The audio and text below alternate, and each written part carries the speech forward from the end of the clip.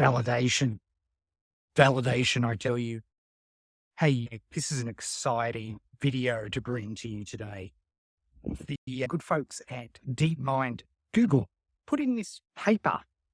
The title, Large Language Models as Optimizers. Stay with me. Not only are we going to see the proof of something we've been talking about for some time, I'm going to give you at least 5 practical uses for this information contained in this here paper. Let's go. I quote, reading. Optimization is ubiquitous. While derivative-based algorithms have been powerful tools for various problems, the absence of gradient poses challenges like many real applications. It is where we propose optimizations like prompting can present a simple and effective approach to leverage large language models as an optimizer. Now, I could go on, but you wouldn't think that a paper that started out like that actually is really cool. But that's not the point. Let's get to the money shot. Check out this table. On the table, and if you look at it here, you'll see the top instructions with the highest GSM-8K zero-slot test accuracies from. Stay with me. This is important. Let me explain. Let me translate. If you have a look on the very right-hand side, you'll see that there is a measure for accuracy. You'll notice that the phrase that succeeded the best gave the highest accuracy significantly higher than the base is this one. Take a deep breath and work on the problem step by step. That achieved an accuracy score of 80.2. 500 is better. If you look at, say, an empty string and had no phrase at the start, as opposed to adding that take a deep breath and let's take this step by step, it's a score of 34.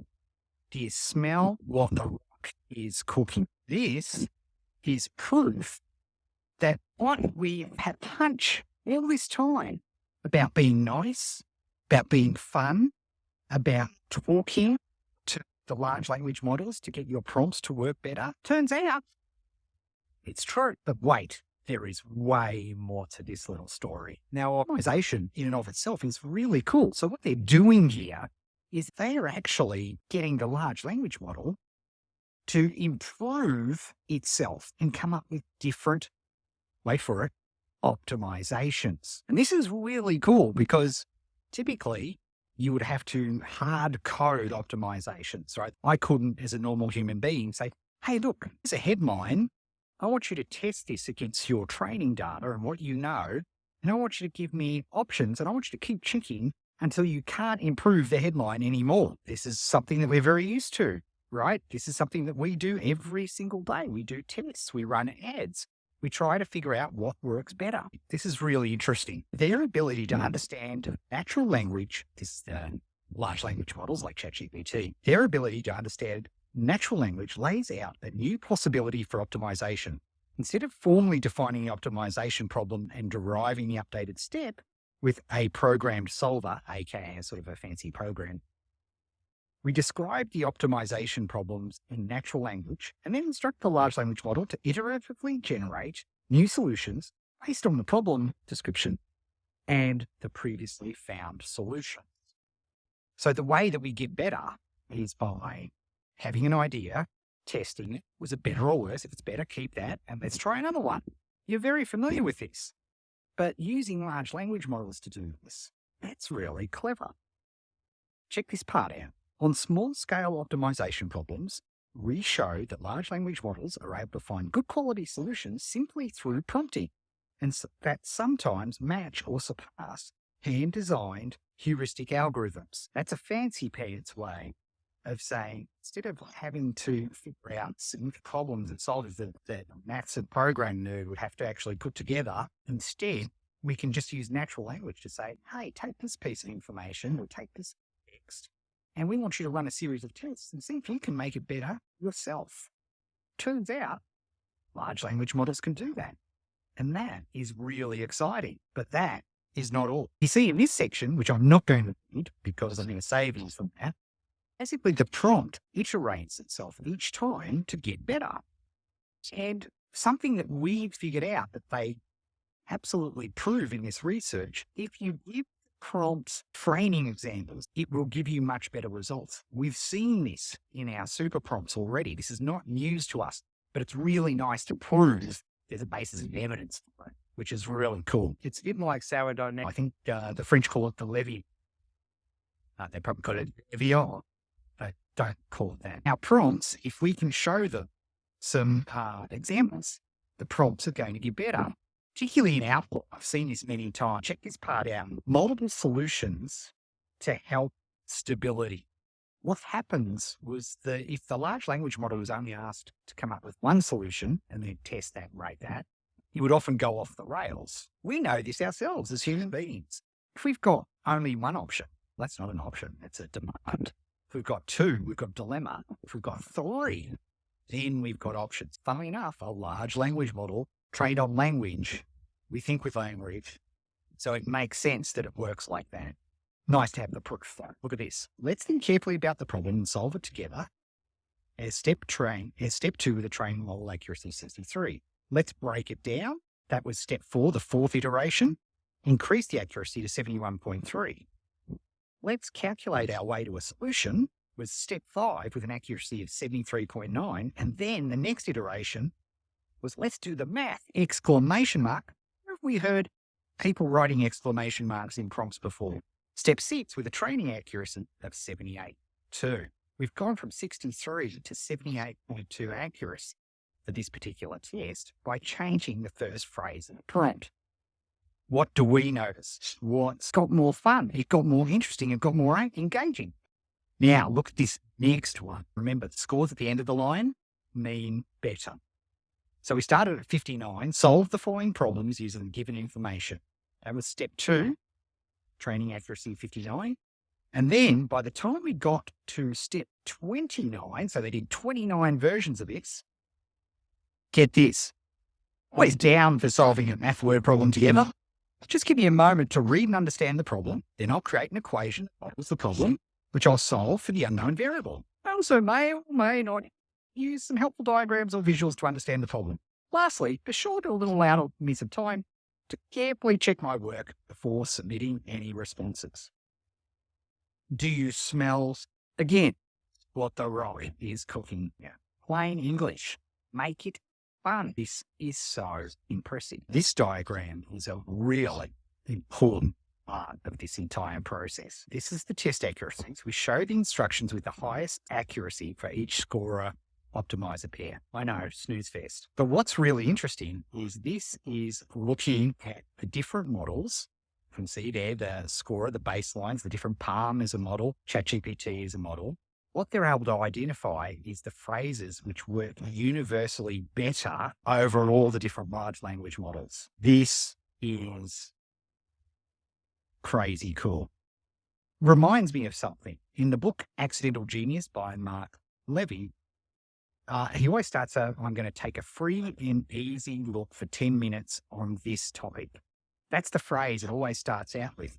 And I've used that for, decades now. And it always puts me in the frame of, wow, I'm about to do a free write session. And I've written that out hundreds, thousands of times. This reminds me of that. If we have a look at the two phrases, and I suggest you test these phrases in your next prompts, the one which got all the headlines was take a deep breath and work on this problem step by step. I'm going to take that very line, put it in my sentence and see what happens. Let's work through this problem step by step. This paragraph that you see here is a bit crazy. Note, a leap in optimization curve doesn't always correspond to much better instructions being discovered. Instead, it can be due to a large qualitative improvement of all 8 generative instructions in this step. The latter usually happens several steps after the former. Let me translate. We're expecting iterations and slight improvements in accuracy scores and generations, right? That's what we would expect. If they're seeing leaps, you'll recall in the earlier part of this video, one where there was significant, like 5-6 points of accuracy improvement in a single step. These are leaps. AIs aren't meant to do leaps. So I promised you 5 takeaways from this paper that you can take and apply today. So here we go. Number 1, when we're teaching our prompts, the type of responses that we want, we should always start from the lowest or worst trained response all the way down to the best trained response. In this paper, they prove that training from worst to best response in that order in our prompts gives the best results. Very cool. Number 2, bias the important parts of your prompt towards the end of the prompt. It makes sense. If you're talking to an intern, they'll probably retain the stuff that you say towards the end of your instructions. So this tells me that when we're doing our prompts, it's always great. And we did this intuitively, but again, nice to see the proof. Always a great idea at the end of the prompt to restate what the objective is here. What's the most important parts of what we're trying to do with this particular prompt in this particular session? Number 3, when you're teaching your prompt and you're giving examples, it helps enormously to rate the examples. Give them a score. Give them a score out of 10. You could really pull this out of your butt, so to speak. Say the worst result is a 2 and the best example of a response is a 10. I'm creating a sell by chat coach right at the moment. And in my training for examples, I've realized, I'm going to add for the best chat conversations that really applied the technique the best, I'm going to give those the higher ratings, say a 9.7 or a 9.8. And the really poor examples of sell by chat, I'll give them 4, 5, 6. You can use some science based on that, or you can pull it out of your butt. But. Point is, this will help your prompts work better. 4th cool thing, need too many examples of training data in prompts for you to get pretty good results. Let's read from the sacred text. We compare 3 options, showing 3 examples, exemplars, that's the fancy word for examples, from the task, showing 10 examples, and showing no examples. That presenting exemplars in a meta prompt is critical. So that's a cool piece of information. It provides information on what the task looks like. However, more exemplars do not necessarily improve performance, as a few exemplars are usually sufficient to describe the task. In addition, including more exemplars results in a longer meta prompt, with a dominating exemplar part, and which may direct the optimizer LLM from other important components like the optimization trajectory.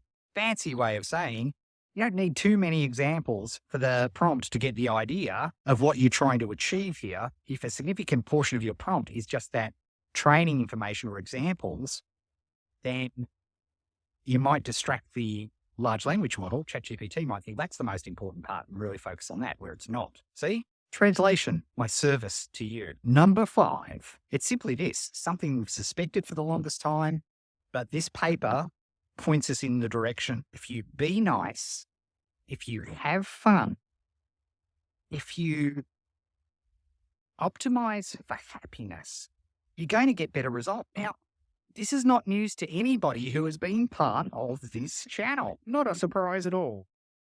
And because I'm an over-deliverer, 6, something I'm really excited about. All of this points to the importance of having inside knowledge that you can inject in your super prompts, your secret sauce, if you will.